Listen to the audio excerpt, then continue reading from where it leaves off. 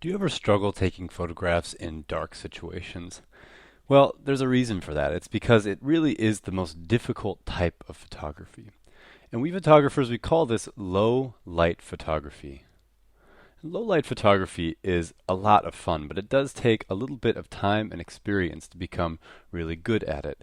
You're also going to need a lot of little bit better equipment, or you're going to need to find ways to adjust to the equipment that you have at your disposal. So in this lesson, we're going to talk a little bit about some of those different things. We're going to talk about the equipment you need. We're going to talk about some of the techniques you're going to use for holding your camera that are going to be important. I'm going to give you a few tips for it, and I'm also going to give you a few examples of what low light photography is capable of. So how about we talk about that? How about we talk about what you need to know to be a good low light photographer? First of all, low light photography is going to be encountered in lots of places, and mostly it's just going to be a question of darkness. And so you're going to, after sunset, it's going to be dark, or even at sunset, you're going to have, like, after the golden hour, you're going to have a lot of dark. You're going to have concerts and things like that. So, I'm trying to spell it in German. I'm so sorry. Concerts. And you're going to have dark rooms or dark houses. So a lot of dark places, even like in the woods or something like that. And just dark landscapes also. You're going to have lots of, when you're outside doing maybe big trips in the woods or things like that, or if you're out in the city at night, you're going to find lots of dark places. And that's all of that basically would involve, if you want to take a photograph of it, being a little bit capable at low light photography. All right, so what are some of the challenges then? What does all of this mean in terms of what's, settings and things like that that you need to think about for your computer or for your camera? Well, you're first of all going to have a lot of trouble freezing motion is going to be a problem. And freezing motion just means having a high enough shutter speed to freeze any action that happens in the photograph. And that is just really hard when you don't have a whole lot of light available. You're going to have color problems. Color is really hard to capture for certain cameras in low lighting situations. Metering is going to be hard, so you're going to have a little bit of difficulty figuring out what is 18% gray, like in our metering lesson. And camera shake is going to be a huge problem. So camera shake, because your shutter speeds are going to be low. And what does that mean? What does a low shutter speed mean? Well, if you're out there shooting, let's do a little bit of math. We'll determine sort of what a low shutter speed means. When you've set up your camera and you've got your ISO and your aperture set, so say we're at ISO 400, or actually erase that, let's do 800. So it's kind of a darker evening, it's 800 ISO.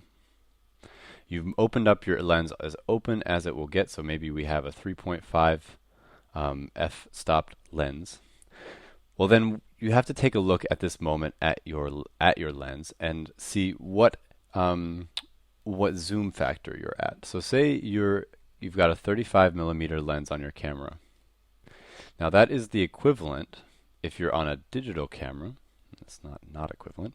Say it is a digital camera with a 1.5 crop factor. So it's equivalent to a 50 millimeter lens.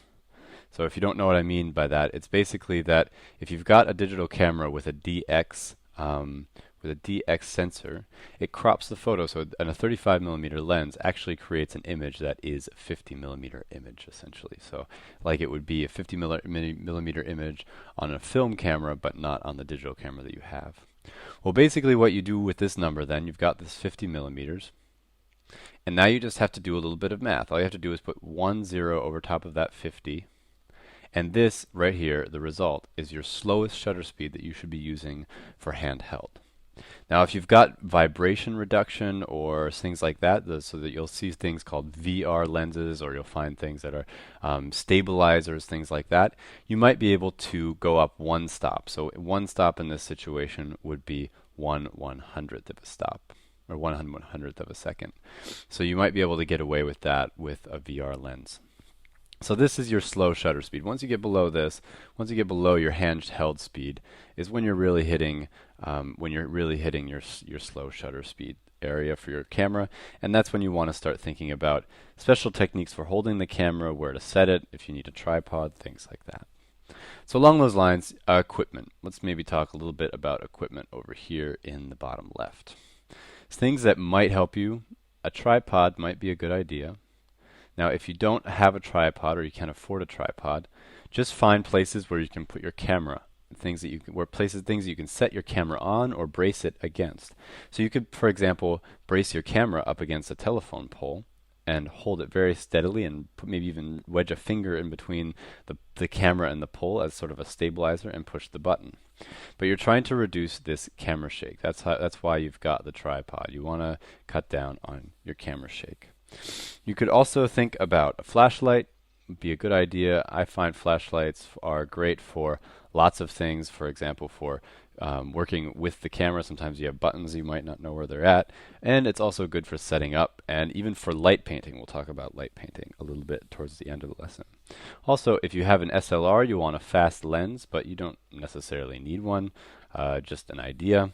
You could also have a strobe or sometimes what's called a flash in sort of common English. A strobe is just the thing that's on the top of your camera, but maybe you have a separate one that you can use, and I'll show you some uses for that. Another thing you could try is having a cable release. I'm not going to write it down because it's really a little bit extra and most people don't really need it. Alright, so that is kind of an introduction to some of the concepts here, some of the things that you might need to know, and some of the things that I might mention here in this lesson. Alright, so let's just take a couple example images here.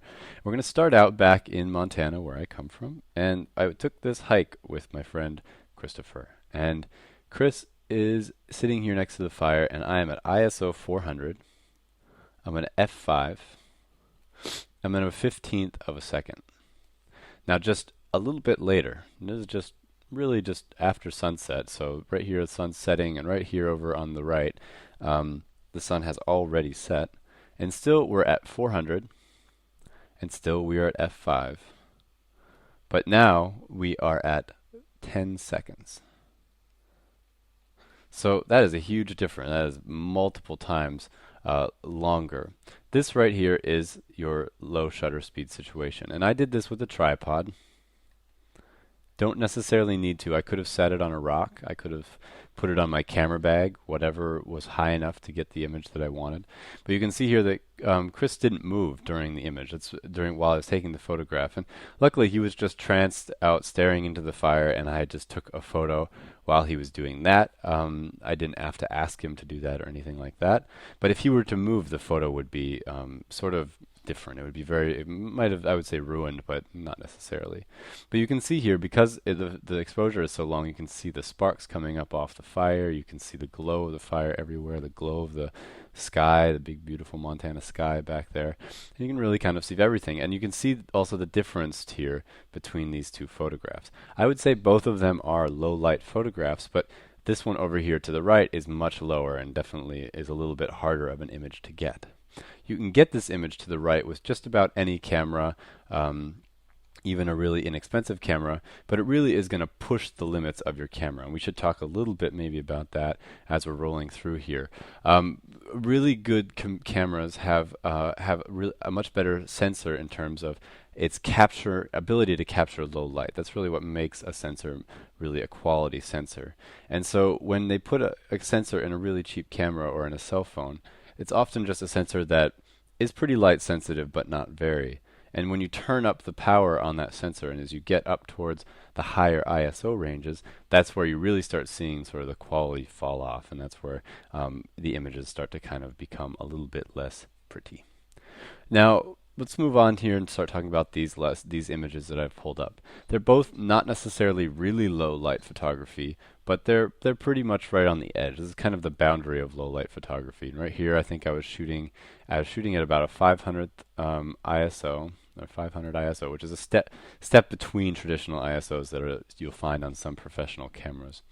I was shooting at f1.8, and I think my shutter speed was around, I think it was around a 50th or so. And this is just an example of sort of the moodiness that I love about low light photography. It's great. And this image over here to the left was actually taken with the same f-stop and the same shutter speed, but it was taken at an an 800 ISO, so a little bit lower. And this is one of the things about having a better camera. These photos were taken both with my nicer professional camera, and you can just kind of see the difference in the quality of an 800 ISO on a better camera. The colors are accurate and the contrast is good, and I'm also using a really nice lens, which helps a little bit. And over here I was using the same camera and got really nice results, just because I was also able to hold my camera very carefully. Now that's another point. If you really want to get good photographs here, you're going to really want to make sure that you're holding your camera right. So you're going to want to go back and take a look at our lesson about how to hold your camera. That will really give you some good tips. One of the things about low light photography is that you get a lot of this kind of stuff right here. This is the trouble capturing motion that I was talking about right here. And even here on this image, if you look up close on Dev's hand, you can see that his hand is moving, and it's hard to capture motion in low light situations. So you can see here, I took many versions of this photograph to the left here, and I ended up going with the one where he was moving the least, because otherwise the image was just a little bit too blurred to really match the feeling that I kind of wanted for it. So that's one thing to watch. You also want to watch the noise. If you look closely at these images, you can see what's called digital noise or grain if you're working with a film camera. And it's not very extreme on these examples because the light is still there, but you're going to notice a definite drop in quality as your ISO goes up. You can learn more about that in our ISO lesson. So let's move on here a little bit. Again, I was talking about getting close to light sources. That is always a good thing to do. Try to find a nice angle to your light source and just stay close to it. Try to get some different angles without burning yourself. I think I almost actually caught my sleeve on fire taking the photo to the right here. And to the left you can see I just caught there was a light coming down beaming through this wine glass, and it made this cool reflection on the table. Kind of I don't know if you'd call it a reflection, but whatever, sort of went through and made this pattern on the table. And I got up close on that, and because it's a really bright thing, I could underexpose everything else and just concentrate on that piece of light. And that's another thing. You're going to have to really watch your exposure in these sort of situations. And I would say if you're in doubt, I would underexpose.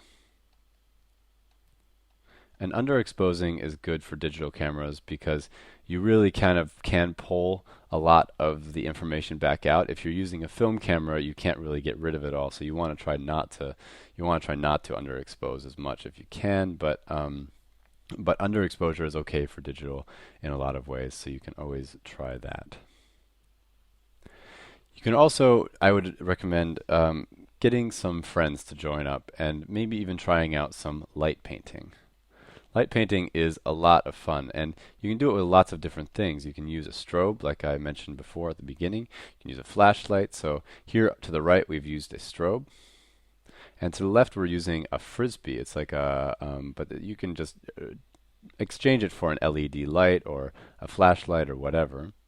And basically all we did for these images, this one, for example, to the left here, is just a 30-second exposure. And we just had the people in the group write the word photo camp. This was a photo camp that I was leading last year, or 2 years ago now. And we just had them write it with their hands, and then they threw the frisbee away. It had an LED light on it. And in that time that light passed across through all their hands, you can see that they're standing there. They stood standing, and the sensor captured the light as that frisbee moved along the path of the words photo camp. And so you can do this with lots of other different types of light source. I'll show you another example here in a second. And this one to the right, you can see that we just had someone, you can see the person actually standing here, fire a strobe at our friends while they were jumping up in the air. And this was actually probably like I think it was maybe like a 10-second exposure or so. But it doesn't matter because just that one moment where the flash hit them is when you actually see our friends there. All right, so that is a little bit of a roundup of what you can do with low light photography. Remember that bad weather and cloudy days and dark music clubs can be your best friend as a photographer, so you want to go out and do the best you can with what equipment you've got. All right, you can come back and check out more lessons at allversity.org.